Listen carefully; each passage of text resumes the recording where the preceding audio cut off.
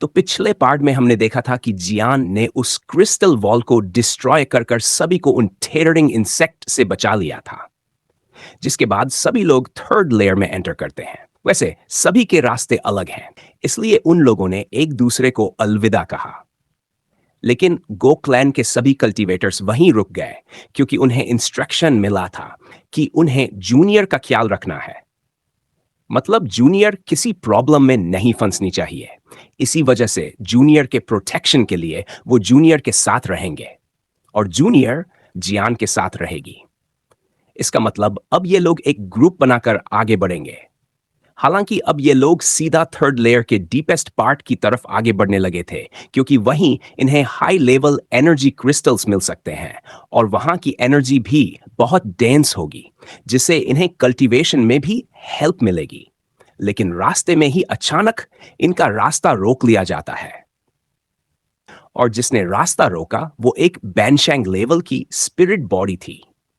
वो जो भी था बहुत ही ज्यादा ताकतवर था और ये सब मिलकर भी उसे डिफीट नहीं कर पा रहे थे।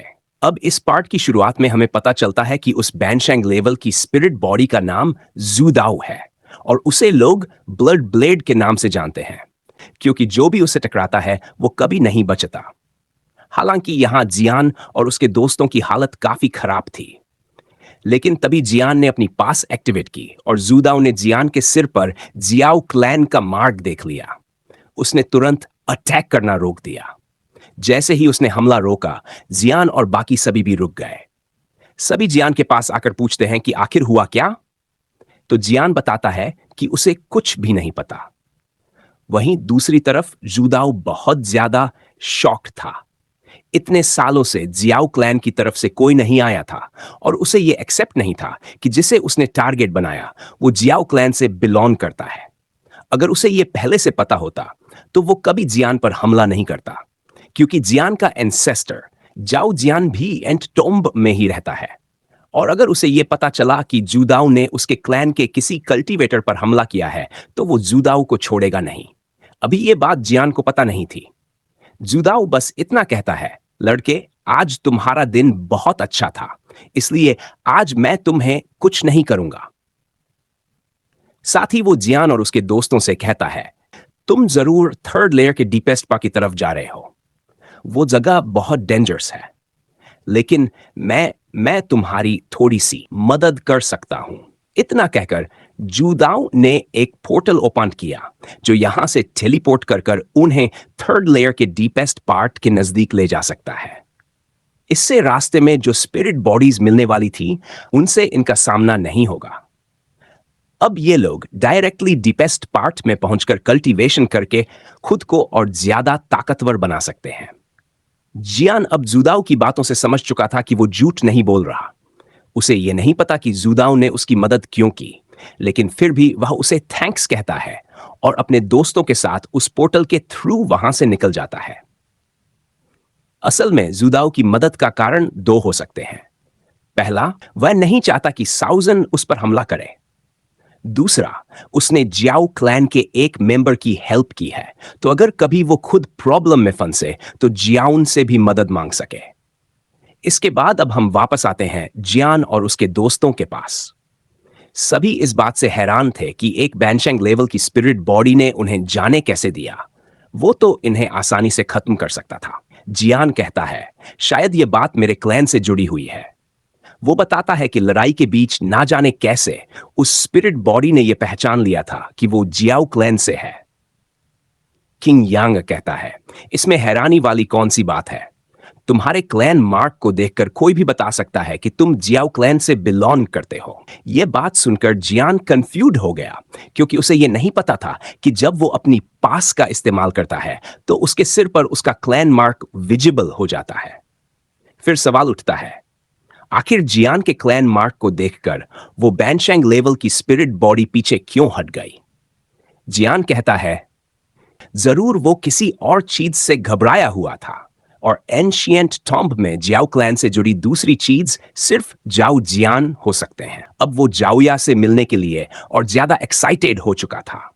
हालांकि ये चीज पॉसिबल नहीं लगती थी कि जाओया खुद मिलने आए। लेकिन किंग यांग बताता है, यह एक एंशिएंट टॉम्ब है जहां पर किसी के एंसेस्टर की बॉडी द वन है। जब इतने पावरफुल लोग मरते हैं तो उनकी एनर्जी स्पिरिट बॉडी में कन्वर्ट हो जाती है। इसका मतलब है कि सास सोन की एनर्जी बॉडी भी यहां मिल सकती है। यह सुनकर जियान कहता है, फिर तो हमें डीपेस्ट पार्ट की तरफ जल्द से जल्द प्रोसीड करना चाहिए।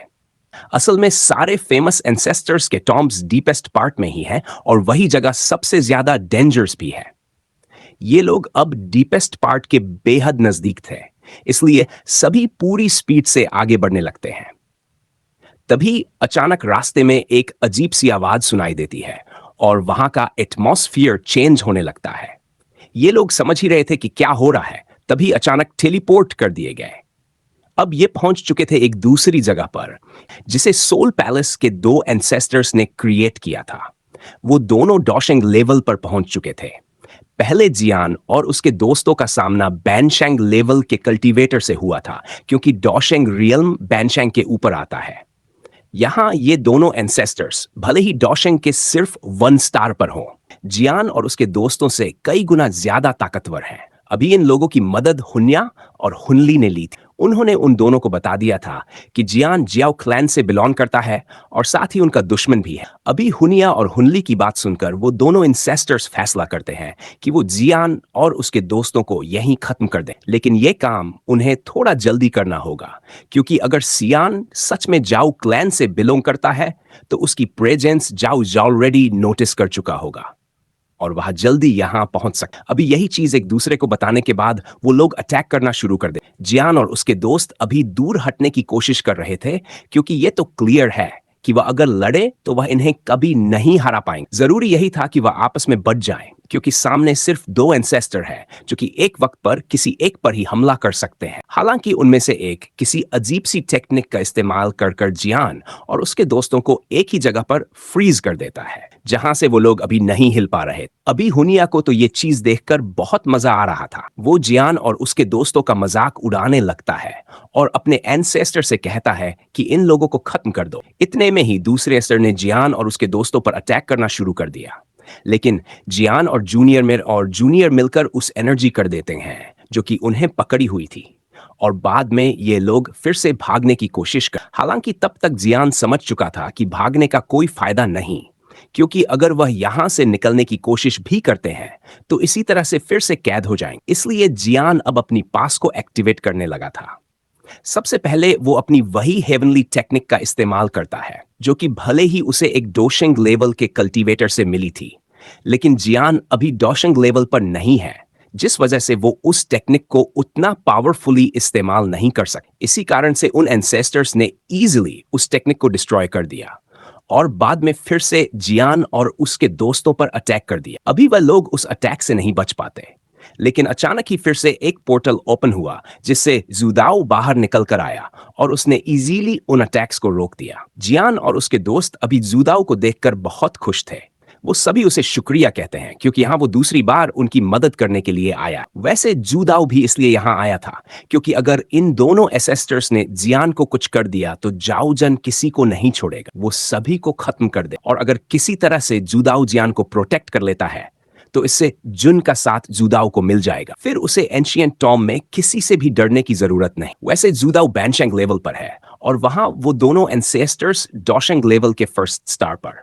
इसका मतलब जुदाओ उन्हें नहीं हरा सकता। इसलिए हमला करने से पहले वह एक बॉटल ओपन कर जियान और उसके दोस्तों को वहां से भागने का कहता है। हालांकि जब वह भागने की कोशिश कर रहे थे, तभी वहां सोल पैलेस के उस एंसेस्टर ने फिर से उसी टेक्निक का इस्तेमाल कर उन्हें उनकी जगह पर फ्रीज कर दिया। यहाँ उसी समय पर वो एक मॉन्स्टर भी क्रिएट करते हैं, जो कि एनर्जी से बना हुआ था और उसकी मदद से जुदाओ पर अटैक करते हैं। हालांकि जुदाओ अभी उस मॉन्स्टर से फाइट कर रहा था, लेकिन उस मॉन्स्टर की पावर बहुत ज्यादा है। जुदाओ ज्यादा देर तक उसे नहीं रोक सकता। उसने कोशिश तो बहुत की कि वो जियान और उसके दोस्तों को यहां से निकलवा पाए, लेकिन डॉशिंग लेवल के कल्टीवेटर्स के सामने उसके पास कुछ नहीं है। उसने उन दोनों से फेस टू फेस लड़ने का सोचा, यही बहुत बड़ी बात थी। खैर, उस मॉन्स्टर को उसने कुछ देर तक रोक लिया था, पर वहां इस चीज से वह दोनों ही एंसेस्टर्स गुस्सा हो रहे थे, क्योंकि इस चीज में उन्हें अपनी डिसरिस्पेक्ट दिख रही है। वह अभी फैसला करते हैं कि सबसे पहले वो जूदाओ को ही खत्म करेंगे और बाद में जियान और उसके दोस्तों को। यही कहकर वह फिर से अपने मॉन्स्टर को लेकर जूदाओ पर हमला कर दे। जूदाओ के लिए यह फाइनल अटैक था, मतलब उसे लग रहा था कि वह नहीं बचे। अभी उसका आखिरी सवाल यही था कि आखिर अपने क्लैन मेंबर को खतरे में देखकर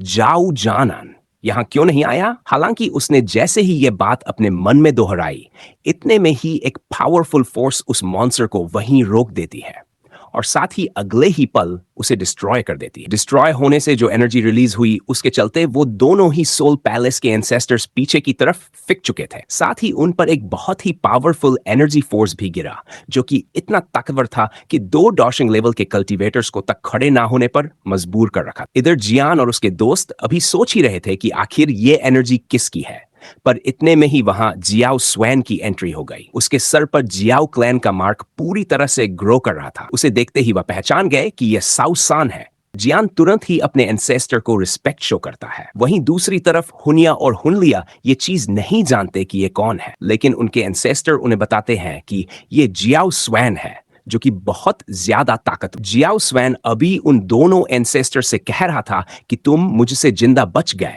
और तब से ही छुप कर रह रहे। आखिर अब तुम्हारी हिम्मत कैसे हुई मेरे क्लैन के किसी मेंबर पर अटैक करने। अभी वह दोनों बहुत ज्यादा हैरान थे, क्योंकि सास स्वैन को सिर्फ 10 साल में एक बार ही अपने टॉम से बाहर निकलने की परमिशन है, लेकिन वह यहां तक कैसे आ गए, ये चीज उन्हें डाइजेस्ट नहीं हुई थी। वो आपस में बात करते हुए पता लगाते हैं कि यह स्वैन का बस एक क्लोन है और एक क्लोन को तो वह मिलकर हरा ही देंगे। यह सुनकर स्वैन हंसता है और कहता है कि तुमने ये पता लगा लिया कि मैं क्लोन हूं, यही तुम्हारे लिए काफी है। मुझे हराने का ख्याल अपने दिमाग से निकाल दो। इतना कहते हुए स्वैन ने हेवनली पाम अटैक क्रिएट किया, जो कि बहुत ही ज्यादा खतरनाक था। स्वैन का पावर लेवल हमें नहीं पता, लेकिन उसके इस अटैक से एक ब्लैक होल क्रिएट हुआ, जो कि हर चीज को अपनी तरफ खींच रहा था। सोल पैलेस के वो दोनों ही एंसेस्टर्स समझ चुके थे कि अब वो नहीं बचने वाले, इसलिए लास्ट टाइम में वह एक बॉटल ओपन करते हुए और हुनली को वहां से बाहर निकाल देते हैं, जिससे कि वह जिंदा बच सके। और यहाँ स्वैन भी जियान और उसके दोस्तों को वहां से बाहर निकाल लेता है, जिसके बाद उस पाम अटैक ने सब कुछ अब्सॉर्ब कर डिस्ट्रॉय कर दिया। वो एक बहुत ही खतरनाक गड्ढा बन चुका था। अभी जियान अपने एंसेस्टर की पावर देखकर बहुत ही ज्यादा हैरान था। खैर, उसने जितनी तारीफ सुनी थी वह सारी ट्रू थी। वहीं जूदाओ भी इस चीज से बहुत खुश था कि उसने जियान की मदद की, ना कि उस पर अटैक किया, वरना उसका भी यही हाल हुआ होता। जियान बताता है कि जब जियान एंशिएंट टॉम में आया था, तभी उसने उसकी एनर्जी को महसूस कर लिया था, लेकिन तब वह सामने नहीं आया। वो बस उस पर नजर रख रहा था, ये देखने के लिए कि सच में जियान में कुछ बात है भी या नहीं। और जियान की प्रोग्रेस को देखकर वह बहुत ज्यादा इम्प्रेस्ड है। जब जियान अपना नाम बताता है तो स्वैन बहुत खुश होता है और कहता है कि तुम्हारा नाम तो सच में बहुत अच्छा है। बाकी सभी भी अपना इंट्रोडक्शन देते हैं, जिसके बाद स्वैन कहने लगता है कि हमने कुछ अग्रीमेंट साइन किए थे गू फैमिली के साथ। अभी भी उन एग्रीमेंट्स को तुम लोग याद रखते हो, या मेरे जाने के बाद सारे एग्रीमेंट्स तोड़ दिए गए? जिस पर किंग यंग कहता है कि नहीं, हमारे लीडर के होते हुए उन एग्रीमेंट्स का कोई कुछ नहीं कर सकता। उन एग्रीमेंट्स को हम हमेशा याद रखेंगे। जुनैन जूनियर की डिवाइन ब्लड लाइन को महसूस करता है और कहता है कि तुम में सच में बहुत काबिलियत है। मुझे लगता है कि तुम अपने फादर को भी सरपास कर लोगे। वैसे अभी सबके इंट्रोडक्शन के बाद स्वैन बताता है कि वह असली सास वैनन ही है, बल्कि साउस वैन का एक क्लोन है। असली सास वैन अभी भी अपने थोम के अंदर है। वो 10 साल में सिर्फ एक ही बार बाहर आ सकता है, इसलिए उसने अपने क्लोन को यहां भेजा जियान की मदद के लिए। अब यह अपने टॉम की तरफ उन्हें ले जाने से पहले जाऊंगे हां जूदाओ को। साथ ही उसे यह प्रॉमिस भी करता है कि अब से उसे सेंशियन टॉम में कोई प्रॉब्लम नहीं होगी। अगर वह कभी भी किसी प्रॉब्लम में फंसा तो वह साउस वैन का नाम लेकर उस प्रॉब्लम से ईली बाहर निकल सकता है। यह सुनकर जूताओ भी खुश हो गया और थैंक यू कहकर वहां से चला गया, जिसके बाद सियान बाकी सभी और जाइनजाओ जन के टॉम की तरफ निकल चुके थे। हालांकि उन्हें पहुंचने में देर नहीं लगी, क्योंकि जाऊंगा करके सीधा अपने टॉम से बाहर ले आया था। यहां वो जूनियर और सियान के अलावा अब बाकी सभी को खता है कि वो यहीं रुककर कल्टीवेशन कर सकते हैं, क्योंकि यहाँ की एनर्जी बहुत डेंस है। और वैसे भी वो थोड़ा जियान से अकेले बात करना चाहता है, जो कि उनके किसी काम की नहीं। अभी जियान और जूनियर जैसे ही अंदर पहुंचते हैं तो उनकी मुलाकात असली जाओया से होती है। अभी सियान से मिलकर तो जाओ सन का पहला सवाल ही था कि आखिर सियाओ क्लैन की हालत कैसी है। जिस पर जियान बताता है कि सियाओ क्लैन जैसा अब कुछ भी नहीं रहा, सिर्फ जियाओ फैमिली है और उसकी भी अब कोई इज्जत नहीं करता। धीरे धीरे जियान फिर से जियाओ फैमिली की रिस्पेक्ट बढ़ाने की कोशिश कर रहा है, लेकिन पहले से सब कुछ ज्यादा बदल चुका है। ऐसा तब से शुरू हुआ था जब से उनके जाओ क्लैन से दाऊदे ब्लड क्लैन पूरी तरह से खत्म हुई। जाओ स्वैन को भी इस चीज से बहुत दुख था। साथ ही वो जियान से माफी मांगता है क्योंकि कुछ हद तक उसकी गलती भी थी।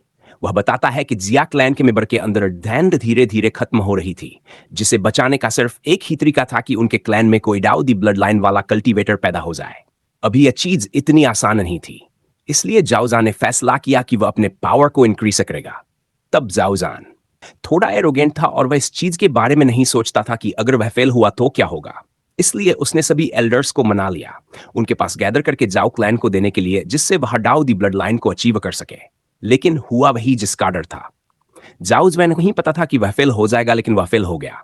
जाओ ज्वेन की तब जान बच गई थी, लेकिन इस चीज की खबर उनको भी जल गई और उन्होंने हमला कर दिया। उन्होंने इस चीज का फायदा उठाया और इसी वजह से जैकलैन धीरे धीरे कमजोर होता गया। हालांकि जाओ ज्वेन वैसे तो इस चीज में अपनी गलती मानता है, पर जियाओ क्लैन का और कोई मेंबर जाओ जैन को गलत नहीं मानता। जियान कहता है कि आपने तब हमारे क्लैन के लिए जो सही था वही किया, इसलिए आपको इस चीज की चिंता करने की जरूरत नहीं। बस इसके बाद जियान जाओया से पूछता है कि उसके अंदर से तो एंशिएंट ब्लड लाइन पूरी तरह से खत्म हो चुकी है, फिर भी उसके सर पर जाओ क्लैन का बार बार क्यों दिखाई देता है। जिस पर जाओ जोन बताता है कि इस चीज के लिए तुम्हें हैरान होने की जरूरत नहीं। जाओ क्लैन का मार्क और एंशिएंट ट्रेड लाइन दोनों अलग अलग चीज है। तुम जाओ क्लैन से बिलोंग करते हो, इसी वजह से वो मार्क तुम्हारे सर पर है और उसे तुमने खुद अचीव किया है। बिना बास की मदद से उस मार्क को अचीव करना नामुमकिन है। जान बताता है कि उसे यह चीज पहले से पता है कि सियान ट्रांसफॉर्मेशन टेक्निक को पहले से ही अचीव कर चुका है। हालांकि सियान ने अभी उस टेक्निक को पूरी तरह से नहीं सीखा। उसमें एक चीज और है जो कि मिसिंग है। अगर जियान इस चीज को अचीव कर ले तो वह अपने जाओ क्लैन का मार्ग पूरी तरह से अनलॉक कर पाएगा। साथ ही जियान को डाओ ब्लड लाइन की जरूरत। जियान यह चीज सुनकर हैरान था क्योंकि जियाओ क्लैन के अंदर से डाओ दीदी ब्लड लाइन पूरी तरह से खत्म हो चुकी थी। पर साउ स्वैन बताता है कि ऐसा नहीं है। उस समय पर सभी एल्डर्स ने जब उसे पार और वो डाओ दी ब्लड लाइन को अनलॉक करने की कोशिश कर रहा था, उसने अपने अंदर से पूरी डाओ दी ब्लड लाइन को खत्म होने नहीं दिया। कुछ ब्लड लाइन के पास उसने प्रिजर्व कर ली क्यों का। वह जानता था कि सियाओ क्लैन इतनी जल्दी तो नहीं होने वाला और अब समय आ चुका है कि वो डाओ दी ब्लड लाइन जाऊंगा किसी के साथ शेयर करें, और वो जिसके साथ शेयर करने वाला है वो और कोई नहीं बल्कि सियान ही है। अभी सियान तो यह बात सुनकर ज्यादा एक्साइटेड हो चुका था, साथ ही वह बहुत ही ज्यादा हैरान भी लग रहा था। पर इसी के साथ यह पार्ट ही पर खत्म हो जाता है।